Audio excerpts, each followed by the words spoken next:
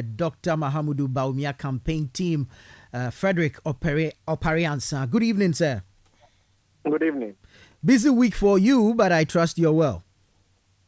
I'm very well, thank you. Great. The tour has begun. We heard and saw of the vice president in the eastern region, then heard and saw of him again in Dom Kwabenya. Yesterday, we saw him commission the Apiate reconstruction project. Now he's in the Western North region. What has the reception been like, and what messages has the vice president been sending to the electorate? Thank you very much. As you are very well aware, we spoke on Monday when we were in Koforidua, and it touched base briefly, as I indicated, in the Greater Accra region, specifically Nome Kwabenya constituency on Tuesday. On Wednesday, we touched a number of constituencies in the Western region, Sekendi, Takoradi, Efia, and Takwa, and then the Pristia Honi Valley, where he performed an official function commissioning the Apiate reconstructed community. We proceeded to the Western North region today, where he's had very good engagement, some house-to-house meetings, some garages, and continue with our Youth Connect program.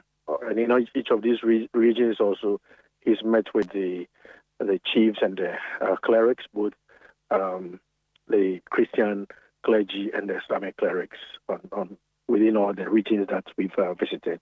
And so far, I must say the reception has been very, very good, very warm, very encouraging, where people feel that they have things that need to be addressed. They raise their concern, and the campaign is also very receptive of these criticisms and concerns, because that is what will drive the policies, will drive and shape the policies of the new patriotic party's next administration. And so things are going very well. Indeed, if you were here today with us, you would have gotten a feel of how the chiefs and people of the Western North region are grateful to what the Akufo-Addo-led administration has done for them, not just giving them their own region, but has provided immense infrastructure to them. In fact, when the president of the National House of Chiefs was addressing us, I was shocked. I didn't even know about 80% of the projects that he talked about as having been done just about 6 years ago, when they got their region redemarcated for them. Right. Interesting to note. But one thing we would like to find out is, how has the Vice President Dr. Bawumia been dealing with campaigning as flag bearer, and also, as we saw him do yesterday, perform an official function as Vice President?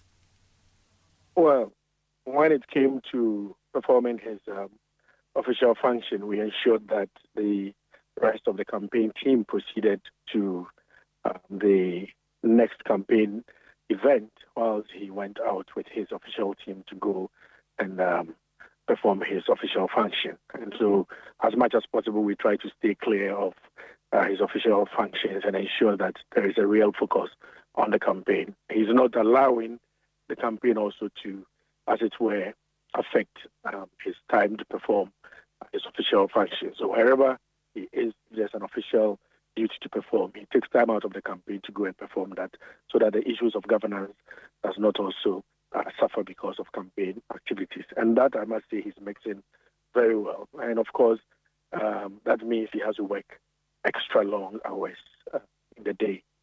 Yesterday, I, for instance, slept almost around 4 a.m. because we finished and had to trek all the way to the Western North. And again, because we use this bus also, it's kind of a little slow with our movements. But we believe it's good. We're saving a lot of costs on the campaign that way. Let's get into the message of the Vice President and start off with the promise to provide free tertiary education to all persons with disability who make it into universities in Ghana. Will you be kind enough to shed more light on this? Well, I think generally the Vice President is quite sensitive to people who are in need. And if you listen to him when he relates his own story of how he had to go through being a by-day worker on farms to driving taxis in London to support his university education there and cleaning dormitories of students that he was even a teaching assistant to in Canada. I mean, it tells you that he feels people's pain when he sees what they have to go through. And so he's always looking for a solution to some of the problems that people like that face.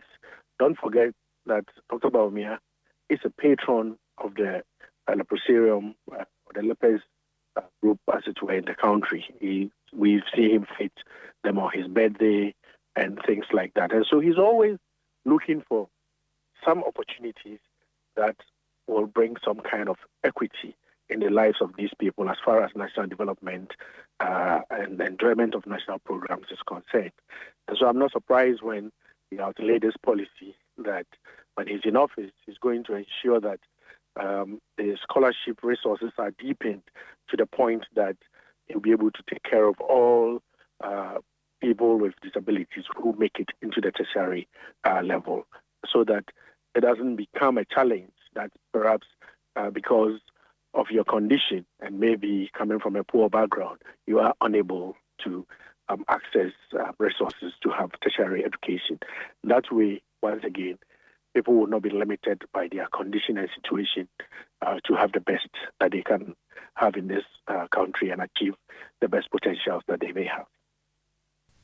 What considerations have gone into the cost burden or otherwise this will place on government coffers? Well, I'm sure that by the time the manifesto proper comes out, all this will be laid out clearly. Because as we speak, most of the things that he brings out are things that the committee is working on and may have shared such details with him. And he knows it's feasible, and that is when he touches on them. Right. The Vice President has also been speaking to the mining community, and he has made a promise to make small-scale miners millionaires in this country. We've seen some resentment or opposition to this particular promise. Really, what does the Vice President mean when he says he will make small-scale miners millionaires in Ghana? The Vice President, and let me say that I don't believe that the story about some resentment is necessarily true. My little check was that the person cited in the story is perhaps not even the association's leader. We are still investigating that bit because I was surprised. We were all surprised when we saw this because there was no such situation around the Youth Connect program in Takwa yesterday. It was all very good, very nice. And the one we know as being the president of association, I don't think that is even the name that is quoted in that story. However, the vice president has indicated how it is because foreigners come in to spend their money doing prospecting of our mineral and natural resources. And by the time they come, seemingly the nation and the state does not have resources to do its own prospecting, or individuals and indigenes in the country do not have the requisite funds to do such. And so they will lock you up into an agreement. And by the time they find the resources, it is too late to go back. I remember in Parliament, we used to do what we call stabilization agreement for most of these mining entities. And why they want stabilization is that once they found the resource, no law of Parliament can touch them because you've already given them that stability. And so what they signed with you from day one is what it will continue to run till the agreement runs its course. What Dr. Bawumia has said is that he was going to set up even a bank for financing our mineral exploitation activities. And that way, locals will be able to access funds to be able to do prospecting on their own. And so when we find these resources, it is not going to be owned by any foreign person or entity. It will be owned 100% by Ghanaians. And so it will not be a matter of, well, the chiefs here, you get some little, how do you call it? This token amount that we give about 10%, and then government gets its percentage, the assemblies get small, and the rest is taken out by these foreigners, and all they pay is those royalties that I referred to. But 100% of that would be owned by Ghanaians.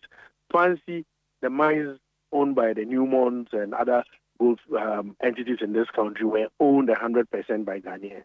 Wouldn't these persons be millionaires? So if the vice president is bringing in policies and measures to ensure that Ghanaians will have ownership of these businesses, then clearly they are going to become millionaires and billionaires. And that is what he meant. Particularly here today, we have one of the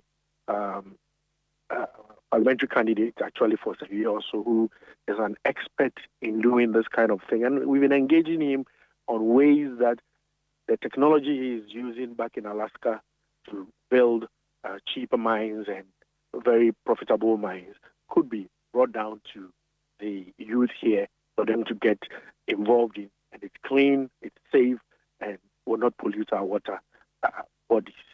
So the vice president is constantly exploring mechanisms by which he will achieve this. And he means it when he says that he's going to make millionaires and billionaires out of the miners that we have in this country. Mr. Azza, did this exploration cover ways to deal with illegal mining as well? We've been grappling with this menace for a while now, and we know that one of the measures introduced by the government currently is the community mining scheme. Does this new policy extend or stretch out to rope beneficiaries of this community mining scheme into this new one to help, reduce the menace of illegal mining in the country? Yes, it does. The policy certainly does. I've heard discussions about how there will be a pool of equipment resource from which the community miners will be able to access. Essentially, what causes people to do galamsey illegally and in the manner that we see is simply they trying to earn a living and a livelihood. And that is why, in my view, it's become such a very difficult thing trying to stop the menace. And so we will need to find ways of allowing our people to mine much more efficiently and in a more responsible manner. And the policies that I've seen Dr. discuss with the team certainly does cater for having responsible mining in the space that the galamseyers currently operate. And he has said that this will be done without us having to seize excavators or burn them. I'm sure if you listen to his 7th February speech, you would have heard him talk about all that. He has, since we hit the road, been also expanding on how these things will be done. All right, Mr. Pariansa, thank you so very much for your time this evening. Thank you for having me. And we wish you well.